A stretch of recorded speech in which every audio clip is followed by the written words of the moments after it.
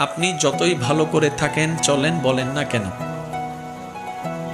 আপনি সমালোচনা থেকে বাঁচতে পারবেন। কিছু সত্য আছে, মানতে না চাইলেও মেনে নিতে হয়, বাস্তব।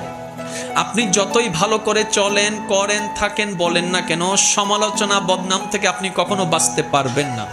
আপনি এর কাছে ভালো হলে দুইজনের কাছে আপনি খারাপ নিশ্চিত হবেন।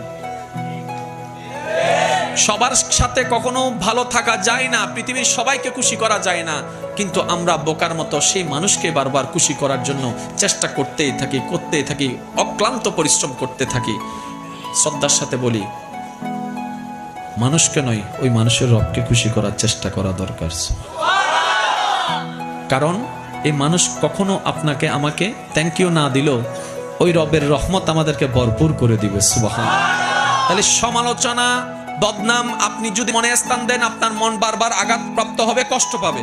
তাহলে যেই জিনিস আমাকে বারবার আঘাত দিবে সেটা আমার রাখার দরকার নাই। সেজন্য সবাইকে শুধু ক্ষমা করতেই থাকবেন। মনে রাখবেন, যে ক্ষমা যত বেশি করতে থাকে তে তত বেশি সুখে শান্তিতে থাকে।